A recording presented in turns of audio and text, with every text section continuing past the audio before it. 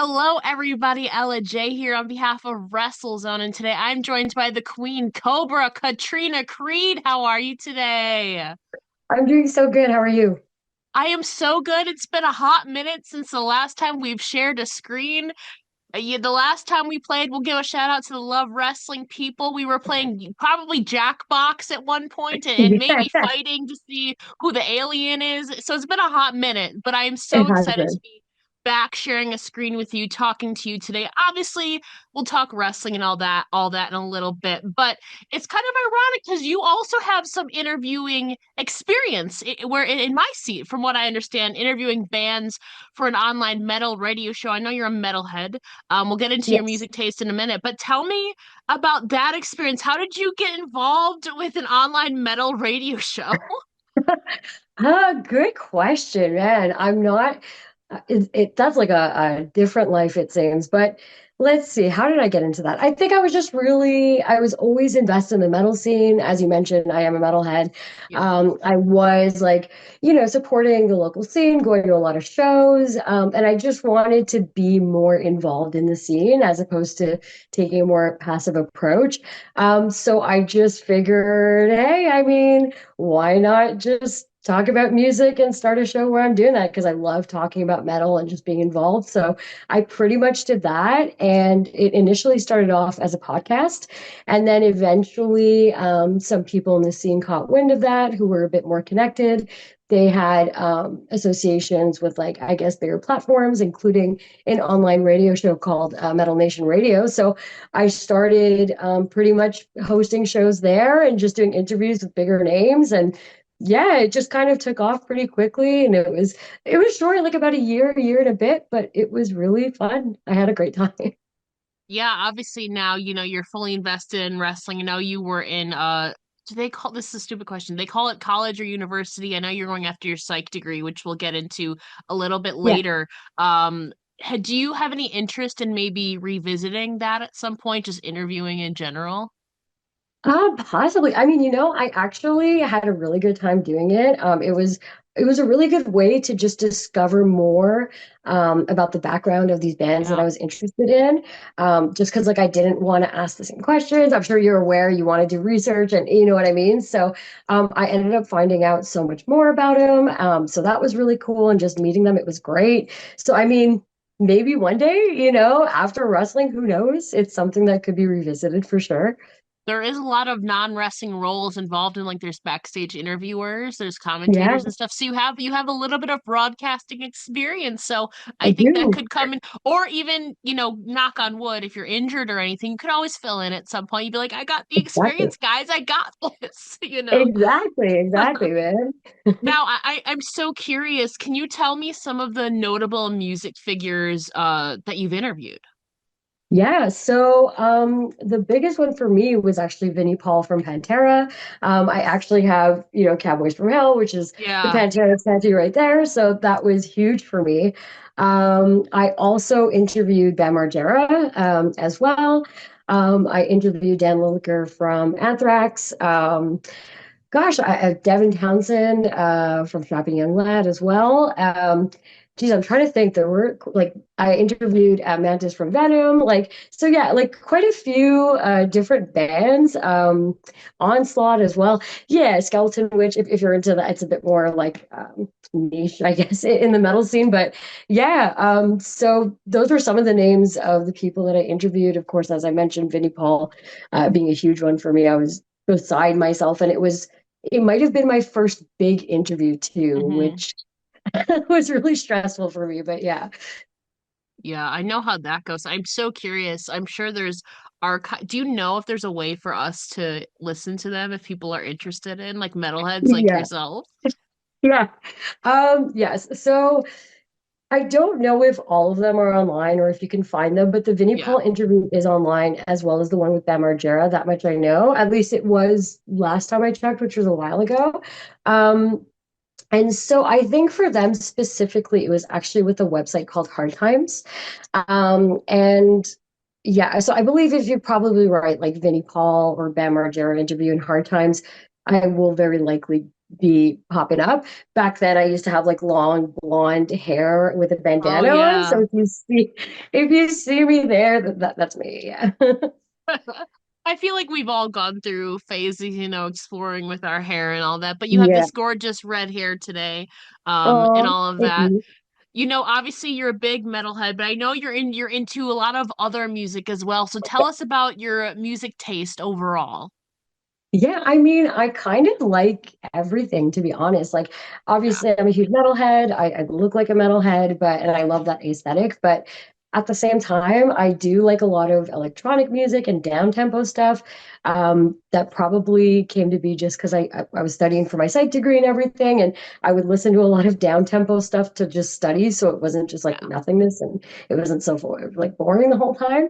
But I like some pop music that comes up. Like I'm not super in the know as to what's going on, like Billie Eilish. I found out about her recently, and I don't know her music, but the stuff I've heard, I'm like, you know what? It's actually kind of cool. Like I'm into it.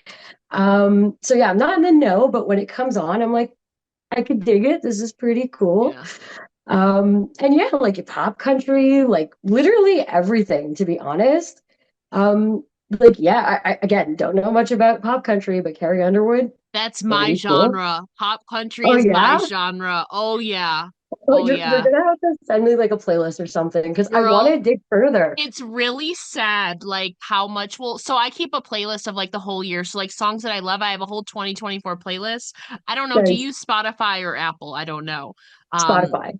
okay, so you're on repeat playlist. Like honestly, 85% of that is country or pop country. So I got you. Awesome. I got Yes. you. Awesome. Harry's latest album, Denim and Rhinestones. I don't have many no skip albums. That's a no skip album for me. I'm just Okay. saying, Okay. personally. Awesome. So Awesome. I'm glad we had this conversation, man. Please do. I'm curious, what is your on repeat playlist looking like right now? Right now, I kind of have been getting more into. So, what's the genre called? It's called like it's kind of a throwback to like early 2000s alternative, like Hmm. late 90s alternative grunge. I can't remember what the genre is off the top of my head, but it's these bands like Super Heaven. Sorry, that's the name of yeah, that's the name of the band, Super Heaven. And I think they started off kind of in the late 2000s, took a break in the mid 2000s and started up again. Um, just like different bands like that have been coming up. I'm not even sure I discovered them. I was probably putting on a random actual 90s alternative Yeah, playlist, and then that just came on. So different bands of that genre has been like pretty cool to listen to. good to know. I'll have to look. I'm not I feel like I'm also wide ranging, but metal is probably something I listen to the least just because like I Okay, like a lot of stuff more, but I'm definitely open to it. So I'm gonna have to listen to some of your recommendations as well. for Um, sure. yeah. Yeah, for sure. That could maybe like these types of bands might open you up a bit more to it Hmm. because it's like Okay. chill. It's alternative but chiller. It's not Yeah, I super like heavy, in my alternative. opinion. I'm just not Yeah, really a like hard metal. fair, Um, fair. I like some hard rock, but if it's like I just won't do it's kind of niche, but the only thing I won't do is screamo. That's not really Okay, my okay. jam. That's not my Fair, jam. fair, fair. Um, but you mentioned, okay, you also don't know this, but we also have something else in common. I know a couple, I think late 2022, you were finishing off your psych degree. I also have a Mhm. psych degree. I have my Oh, bachelor's in nice. that. Haven't done shit with it. And here we are in Right? Yeah. wrestling. But, did you actually finish off your degree in all of that? And I know you had plans to maybe eventually go to grad school. Yeah. Um, tell me about your degree. What motivated you to pursue psych? Right. So, funny thing. Okay, so psychology. Yeah. Yes, the useless degree. So I pretty much I know a lot of people go into psychology because they want to be clinicians. I actually really love research.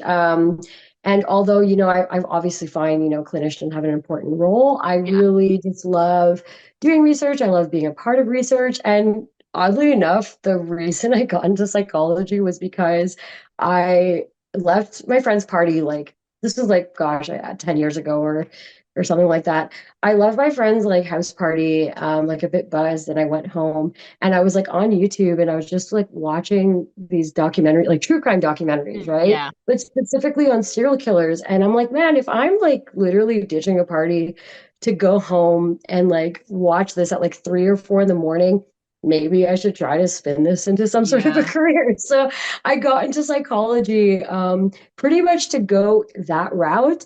Um, Throughout my degree, I ended up taking some electives that were more in neurobiology, which I ended up really liking. So behavioral neuroscience, actually Yeah. really into that.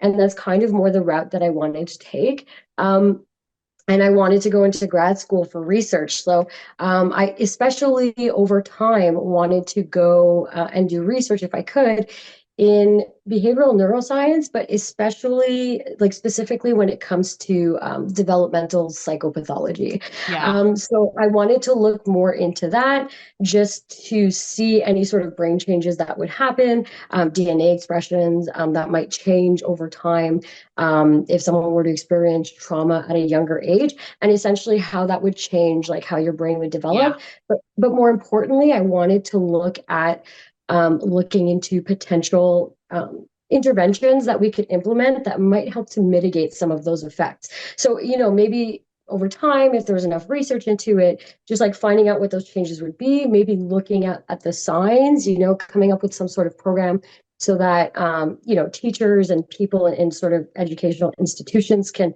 find kind of the warning signs of these things, and like maybe we could help a lot of these kids who are in these situations implement a lot like those types of interventions and hopefully enact positive change and help to kind of safeguard them against some of the physiological changes that would occur subsequently, right? So that's the route that I wanted to go. I ended up I still have like 6 or 7 classes. I actually stopped in late 2022, as you mentioned, which I don't know how you found that out, but you're a good researcher. Good. I'm like Hmm. quite impressed. Um, but yeah, I did that because I started volunteering at a place that's my current job, actually. And I did it primarily to get experience to eventually go into I grad think it's a school. nonprofit, I think, It if I'm it thinking is. right. Yeah.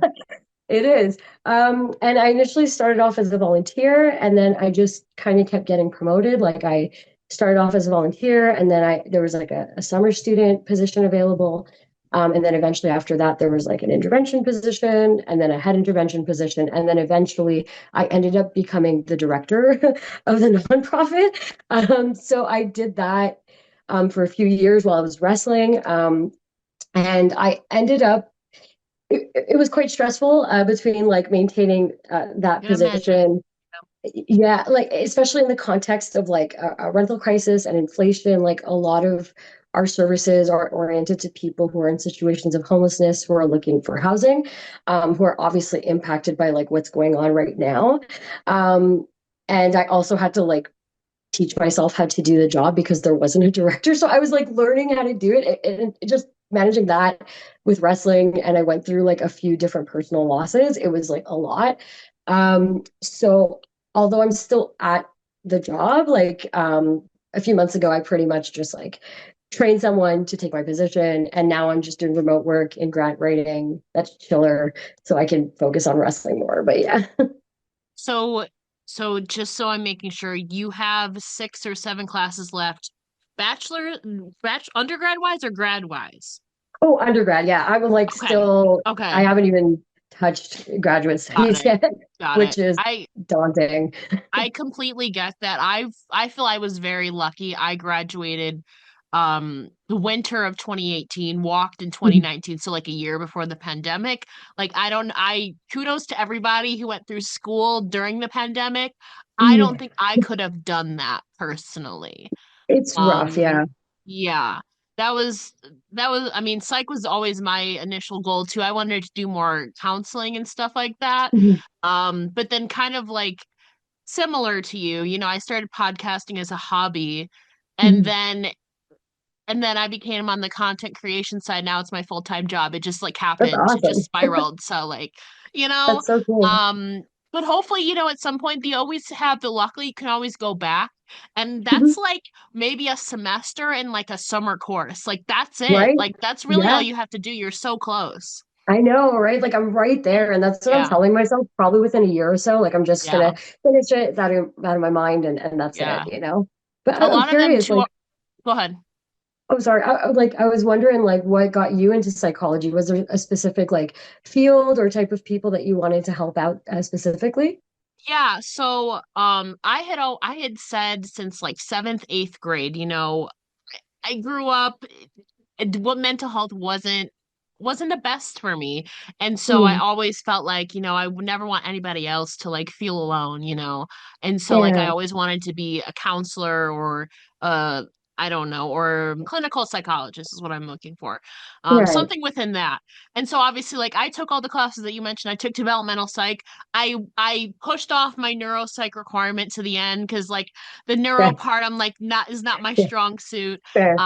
But I took like abnormal psych, took all the stuff you were talking about. So I got that. I graduated. I had enrolled into grad school into what's called rehabilitation counseling, where you work with like outpatient programs and stuff like that. You work with people obviously with like mental like depression, anxiety, but also Mm, like drug related stuff or like addiction or like like anorexia. I mean trigger warning, I guess. oh, Or like yeah. anorexia, like outpatient Mm, programs and stuff. And so I really liked that. But that's then I was like, it's awesome. it's more debt. I'm like, I'm gonna wait a year. I'm Oh, gonna yeah. I'm gonna unenroll, wait a year just to be sure because you get even less aid in grad school. I'm like, I'm gonna take like a Oh, year off really? Dang. maybe. Still worked my shoot job, started a podcast. Now here we are 5 years later. This is my full-time job now. That's But the so the awesome. good thing is I mean, I can always go back to it. Yeah. But I would have to go back to grad school because it's really hard to get anything. You really need a master's to really do anything like substantial in psych. Um, Yeah, pretty much. but But I do good on always you for have that doing in my that. back pocket. Yeah. So That's great because that's like here super we hard are. to do. Like I think acceptance rates, I don't know about every school, but typically it's like Yeah. 5 to 10%. So that's Yeah. amazing you were able to get into that. Yeah, I was, and then I unenrolled. I was like, I'm gonna just because I'm not Yeah, sure completely, fair. because it's more financial aid that I don't get, Y- more y- loans. Now here Yeah. we are. We're talking about wrestling. Yeah, which is also Here we awesome. are. So it's kind of cool. You know what I find? I mean, some people see it as like a fallback. I feel like this and communication. I mean, I also took communication courses in college. Maybe I should have seen that as a sign that I liked like the broadcasting side of it. But I feel like this and psych, I mean, I was serious about it like at the time, obviously, but I feel like those two are really popular and business, I would say, are really popular amongst like wrestlers who are going to school Oh yeah. as Oh well. yeah. Fair. So it's really interesting too. I think I've come across like maybe 5 to 10 wrestlers that I like have a psych degree or they're pursuing it. I think it's really fascinating. Oh, that's interesting. Um, Okay. it's really cool how many people like are, and you also have another thing in common. Um, but obviously, like I said, we'll get into some wrestling now. Starting Yeah. off with your nickname, Queen Cobra. Is Yeah. there a certain origin story behind that? How did you adopt the Queen Cobra into your moniker? Right. So, there's a few different things that contributed to that name. The Yeah, main one was primarily like I'm a huge Metal Gear Solid fan, but especially Solid Snake. He's like my yeah. favorite video game character. Hence like this tattoo right here. It's literally Solid Hmm. Snake in a box running around with my cat's faces on it. Yeah, Um, so I mean, I grew up playing those video games. I was always really attached to Solid Snake as a character for whatever yeah. reason. And I just wanted to be a snake. So, like, just because he was Solid Snake, right? That was his code name. So I wanted to be a snake too so badly. So I just adopted like the Cobra because like that hadn't been fully taken yet, at least as like a proper nickname anyway. Hmm. Um, and I mean, even my first set of gear is actually Raiden, who's another character in that video game. It's his skull suit. It's actually based off of that. So, oh, sorry, my cat's little. Oh, sorry, so cute. I got two cats, so I So understand. So that's primarily it, but then there were a few other reasons as well when I thought more about it. Like, you just look at other people who have used like comparable names, like the Viper Randy Orton, Jake the Snake, right? So it was a bit of a homage to them as well. And also I love, as I mentioned, Pantera. My favorite album is called The Great Southern Trendkill by them, and it also has a rattlesnake on it. So it kind of like plays into that imagery as well. And as well, like Cobras tend, at least used to be more so associated with Indian culture in some capacity. So being of Indian origin, like both my parents are Indian, I thought it was a nice kind of homage to that as well. So I was initially the Cobra, and the Queen Cobra kind of came to be when I won the IWS women's title, and I just figured, like it's kind of like you're at the quote unquote like top of the food chain, if Yeah. you will. So, and I like people who know me know that I love play on words. So instead of like the King Cobra, I'm like, well, what about the Queen Cobra, right? So that's kind of how that came to be, and I just rolled with it and started thinking more about that character and how that character would act in situations and in the ring and stuff like that. Now, have you encountered an actual snake before? Um, I've like the really like tiny garden ones. So, and I have like actually like touched like proper snakes that were domesticated and stuff. Okay. Um, yeah, so like I have, but it's honestly they're not like my favorite animal. People think I really like them, and I'm like they're She's a okay, fraud, but guys. I'm kidding. yeah, I'm no, kidding. no, you can't help me. That's funny. No, I don't think the closest I've come is I don't know if they have these in Canada, but we had in like elementary school they would bring in like I don't even it would be like a Yeah, presentation like the gymnasium or auditorium, whatever they call it. Like people come in from like zoos or whatever and have like these boxes of snakes or like the little yeah, box whatever the clear ones. I was like that's the closest I've ever gotten. Never could not go up to it. I refused to go up to it, but that's the closest I've fair. ever been, like when Yeah, they would fair. bring in for like special events at like the elementary middle schools. That's the closest I've ever come, and that's the closest I ever planned to come to a snake, at Very least fair. intentionally. I Very don't know. I don't know if I'm afraid of them or not because I've never been too close, but I don't want to be too close to find out, fair. you know? Um, Yeah, I can definitely understand that. I feel like that's probably your answer there. If you don't want to get close to them, yeah. you probably just don't. It's not your vibe. Yeah, so I could be cool with them. I'm too afraid to even tempt fate with that, because you never know. Fair. Um, but I want to talk about, you've had an amazing, it's been what, over 2.5 years for you now, since your debut. You've gotten obviously some cool opportunities. I know a big one last year was obviously Ring of Honor was huge Yeah. personally too for you, because I know it was on, well, almost the anniversary of, your dad's cancer Mhm. diagnosis. So as much as you want to share, can you tell me about the significance of this opportunity, personally, and then also getting to wrestle Layla Hirsch on Ring of Honor? Yeah. As you mentioned, like it was a huge opportunity, my biggest one to date. And it was a bit unexpected in the sense that like I wasn't expecting something so soon, but I just Yeah. felt really grateful. And it just made me feel like I was really on the right path. And yeah, just the significance of that, like that year was really difficult for me. I went through like a few significant like personal losses and other things that I was dealing with concurrently. So it was really tough, just to like carry on and to do day-to-day stuff, but not only that, to apply myself to something as physical as wrestling, but to also just kind of like navigate what's oftentimes a complex industry, right? And I think an industry that requires a lot of mental and emotional fortitude. So to do that and to navigate it when I was already feeling so vulnerable and fragile was tough. And um, there were times, I just didn't like want to do it. And not specifically wrestling, but it was just like tough to like get up and do what I needed to do that day. But I kept like pushing myself. I was lucky in the sense that I had like a great support system around me. I had a lot of people who I could talk to and who were there for me emotionally, and that honestly made a world of difference. And just to be able to do that like day to day, and then at the end of it all to get an opportunity like that, like pretty much like right like nearing the date that I initially heard of my dad's cancer diagnosis was like, wow, okay, so it was for something, and I was pushing myself for something. And it just, even now, is something I think of, like when I'm going through hard times. It's like to always remember there's something on the other side. I just got to keep going, right? So yeah, it was really significant for me in that sense. As well, going up against Layla Hirsch, she's honestly super, super sweet. Yeah. Yeah, just very, like, I heard from a lot of people, like, on the scene, when they heard that I was wrestling her, they're like, oh, don't worry, she's really nice, she's very sweet, and she very much is super warm, very, very easy to work with. Yeah, like, honestly, I couldn't have asked for like a better first opportunity, and opponent, because she was just like so sweet and so giving, and it was just so easy to piece together the match with her. So yeah, it was just really, really awesome, and I feel really grateful for it.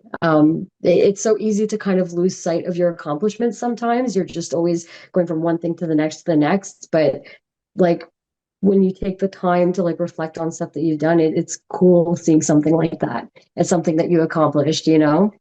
Especially at that point too, being less than 2 years into your pro career, to have an opportunity like that. I've Yeah. also briefly met Layla, sweetheart, like you said. I have to imagine, like I said, so early on in your career had to have been really uplifting, and probably, like you said, kind of much needed. So you always have that memory to hold on to, like you said, Yeah. in case you're ever feeling doubt. I feel like sometimes we need to go back to, the highlights, the moments that Yes, really, meant something to us. So for congratulations on sure. that. Again, Thank you. obviously, have to imagine too, you're backstage, it's when they do AEW and Ring of Honor. So there's a lot of Mhm. veterans and legends backstage. Yeah. So did you get the opportunity to maybe pick anyone's brain for advice or get any feedback while you were there? I was told, to generally kind of like, you kind of keep to yourself, and Yeah, if people converse with you, then you talk to them. And yeah, so there were a lot of people I wanted to go up to, but I wanted to be respectful, and I kept to yeah, myself.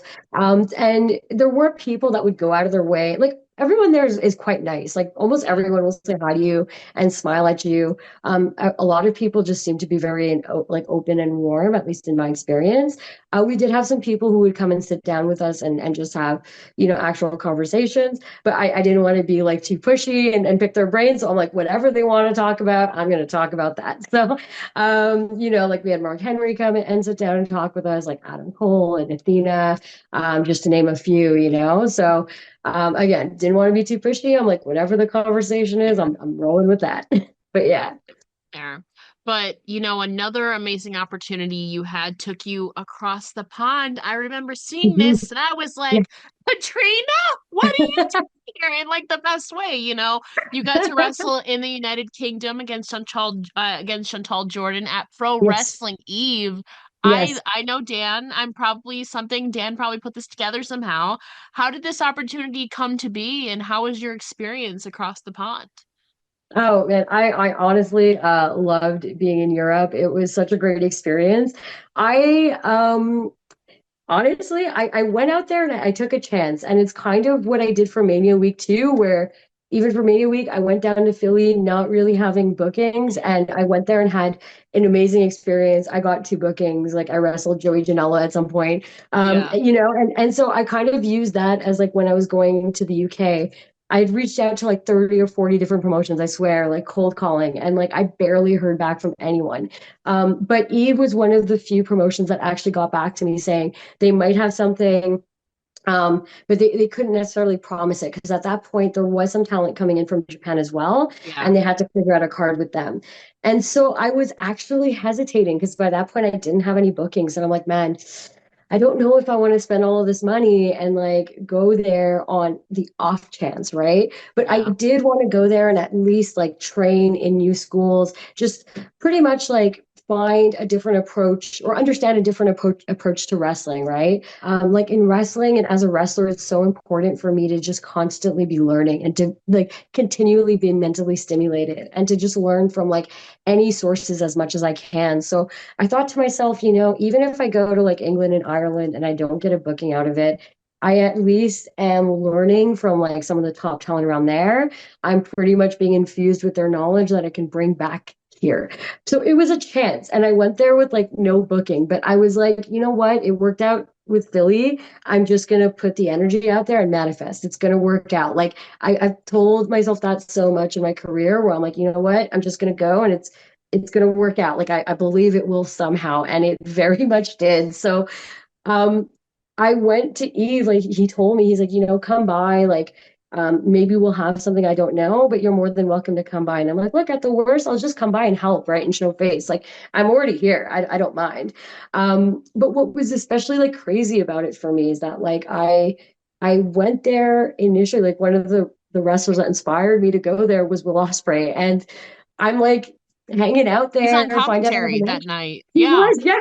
He just showed up and he was just there. It was crazy. Like I got there and then at first I found out, okay, I have a match. Amazing, right? And I'm like super stoked. And not only that, Will Ospreay just walks in and I'm like, what the fuck? Like, what? It was insane. And he was there like helping with matches and Yeah. helping to produce. So I was able to like ask him for a bit of advice and critiques and how to structure it, which was insane to me. I'm like, this is like the main guy who inspired me to come here, and he's helping me with my match right now. This is fucking Well, insane. now you're gonna have Um, to tell me what advice he gave you.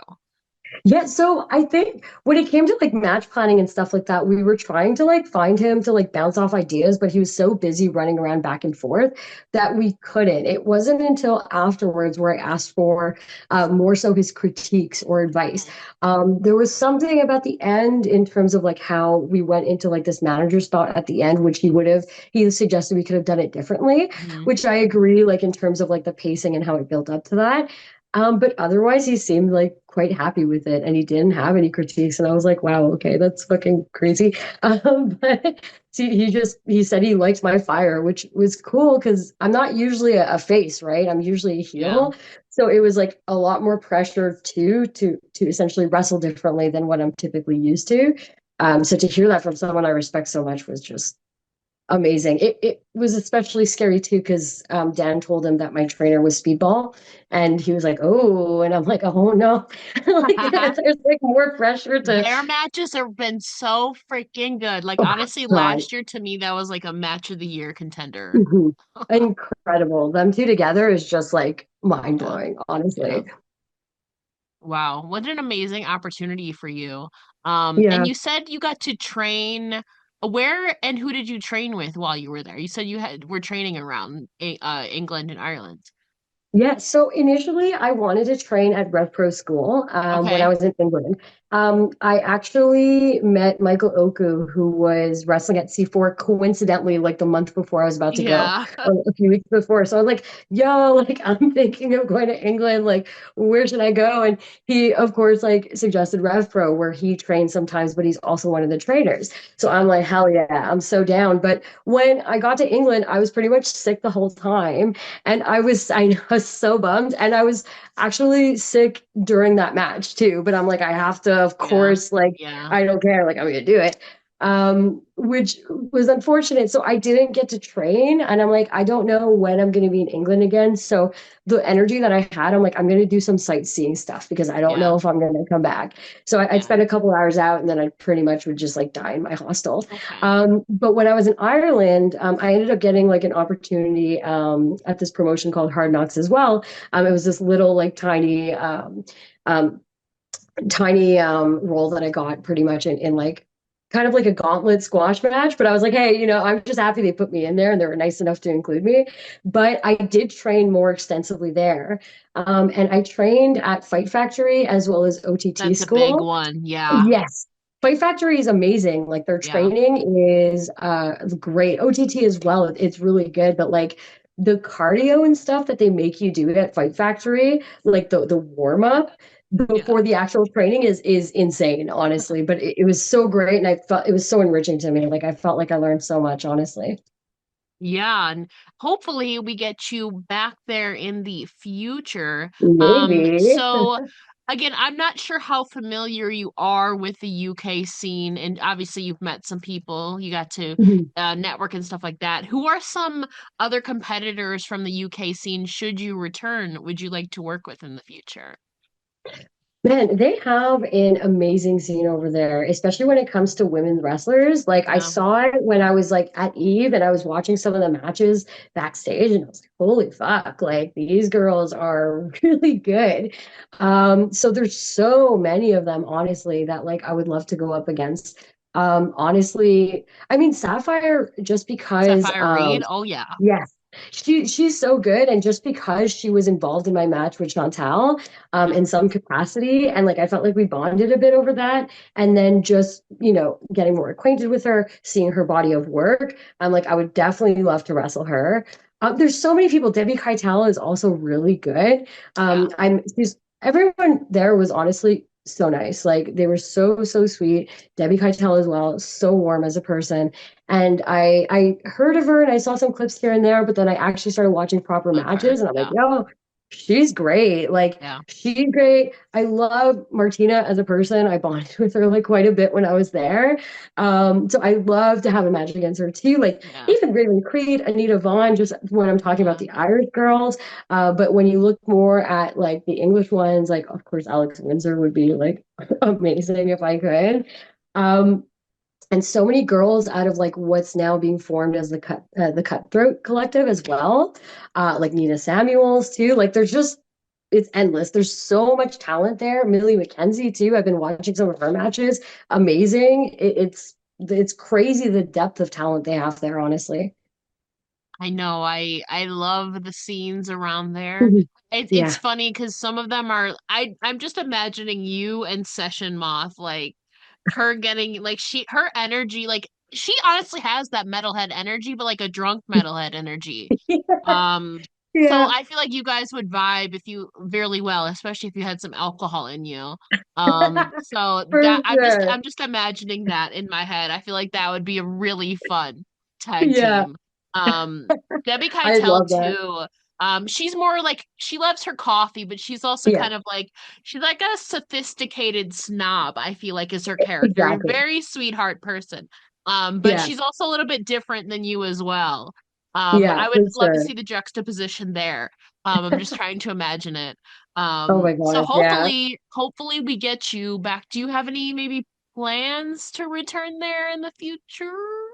Potentially. Okay. So I did make some contacts while I was there. It does seem promising, but I guess it's one of those things. It's like in wrestling, we'll see kind of when it happens, or it happens when Yeah. it actually does. But I do have plans to return if everything goes well.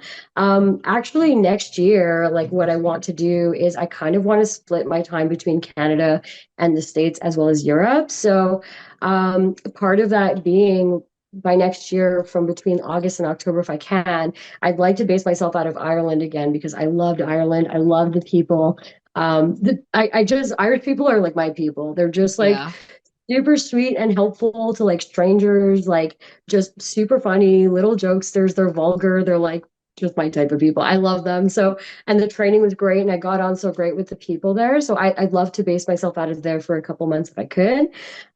As well, what I'm looking to do is I'm going to, if everything works out well, I want to base myself out of the states, like the northeastern states from January to April. Especially to get trained by Masha because after I always had so much respect for Yeah. her, but after I had a match with her, dude, it just like Yeah. elevated like significantly. And I'm like, I need to be trained by this person. So Yeah. I need to like have more experiences with her. So I'm just gonna go there and get trained by her if it works out well and just kind of network So we around there we too might for have you sure. in the tri-state area then. Ooh, That's a big hub for like the New York, yes, New Jersey, PA. it's That's a great huge. hub to It's there's a lot of huge. promotions out there. So you'll have a big pool to work from. Yeah, Um very excited. Crazy too. Masha's only 25, Yeah, 26. Like and she's so young. she's already doing a damn thing. Like I Yeah, love her. she's Very amazing. I know. Very Mhm. intense in the ring, very laid back, humble person in I real know. life. I know. She's so nice. It's like in Yeah. the ring, it's like, holy crap, like she's gonna take my head off. Yeah. And then backstage, she's so She's chill as nice, so fuck. chill. Yeah, she really is. Final question, as we're looking towards the future, obviously, returning to the States would be one, returning to Europe. What else are you hoping to do personally and professionally in 2025? If I can somehow make Japan happen, I would love that, of course. So that's something. So, I mean, primarily in 2025, professionally, the things I definitely want to do and will be investing my time in is just returning back to the places where I've already kind of like planted some seeds and Yeah. just kind of like growing that. So Europe, as I mentioned, as well as like the northeastern US. So pretty much just spending more time in both respective places and just trying to branch out in both areas. If I can somehow spin Japan somehow in there, I'll do it. So that's kind of like a bonus. Whereas personally, that's not something I've really thought about too much. And I think that's something I need to start thinking about more. You I got some think time. yeah, yeah, like I just feel like I'm constantly on the go with wrestling, and I'm just so wrestling minded, and I have been for the past year that I haven't really given myself time to like do personal stuff and hang out with my friends. So, which I think it's important. It's really just been like work and working out and wrestling and training. Like that's it, literally for the past year. And I've gotten my socialization with like wrestling people, but like I need to like also hang out with my real friends. So and just have that time and have some time for myself. So as a personal goal, I think I want to do that and finish my Yeah. degree. Course. So Yeah, yeah. I didn't bring it up, but you were mentioning that earlier, you've been pumping the gas, missed 30 matches in 18 days. My God. Kudos to you. But yeah, like you said, I understand how that goes because like that's Mm, my full not in ring, but full time is just wrestling, wrestling, wrestling. And I feel like I don't yeah. have any like social life like out like I a little Right? bit. Yeah. But like 85% of my life is wrestling, I feel like. And Yeah. it's those moments that you get away, you're like, huh. But even then, Yeah. at least for me, I can't help but check the timeline. I'm like, I need to get caught up. I Like it's know. just like it's hard. It's so bad. It's so bad. Yeah, I know exactly what you mean. It's Ugh. tough. But before we let you go, can you please let the listeners know where they can find you online and support you? Yeah, for sure. So I do have a Twitter. It would be Katrina Creed. So Katrina with a K, Creed with a C. On Insta, I'd be cat.creed. So again, cat with a K and Creed with a C. Well, Katrina, thank you so much for joining me here today. It's been an Thank you. absolute pleasure getting to catch up with you. I appreciate, honestly, you taking the time to talk with me. It's been super awesome talking with you, honestly. So thank you so much. We'll have to play some more games again soon. Yes. At Zach, at Love Wrestling. Get it back on track. We miss it. I miss Yeah. Matt Viviani's big hair too. Yeah, we're gonna have to, man. We're gonna have to throw I it back know. like the old days. Katrina, thank you so much again. Thank you.